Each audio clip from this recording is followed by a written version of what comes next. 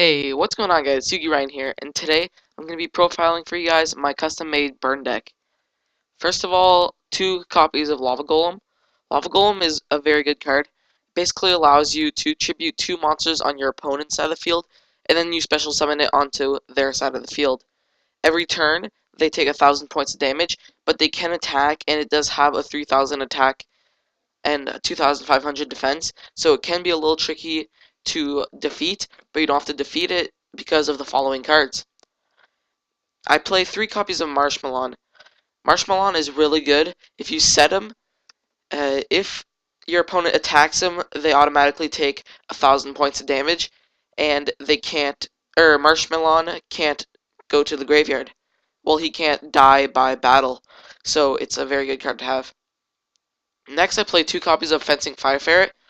This card is pretty easy. You set him, and whenever he goes to the graveyard, your opponent takes 500 points of damage. So that's a very good card to have. Next, you have Stealth Bird. Stealth Bird is really good. You can put him inside face-down defense position.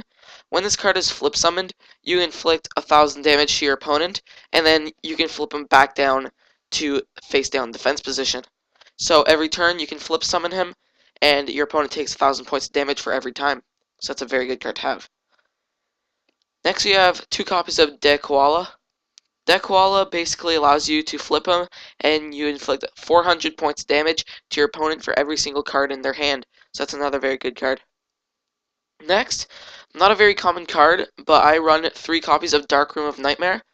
This basically allows you for each time damage except battle damage is inflicted to your opponent's life points, you inflict 300 points of damage to their life points. The card isn't applied to itself though, so you can't really have a Dark Room Nightmare, then another Dark Room Nightmare, then it just keeps going on forever until your opponent dies, or else that would just make the card broken. Next, I play 2 copies of Burning Land. This basically allows you to destroy all field spells, so it can stop Necro Valleys or Wetlands decks, stuff like that. And you inflict 500 points of damage to each player's life points during each of their standby phases. So it does do damage to you, but you can surpass it with other cards. Next, we have 2 copies of Chain Energy. Chain Energy basically allows you to do damage to yourself or to your opponent every time they normal summon, special summon, set, or they activate a card from their hand. So it's a very good card to have, but it can do damage to yourself, so you have to watch out with that one. Next, I play 3 copies of Toll. Toll is basically a really good card to have. It's kind of overpowered in most burn decks, and I run 3 copies of it because it basically allows you to deny any attacks. Well, not deny, but every time your opponent attacks, they have to pay 300 or 500 life points. Sorry, so that is very good. Next, we only have 1 copy of Poison of the Old Man. It basically allows you to either gain some life points, or you can do damage to your opponent with it.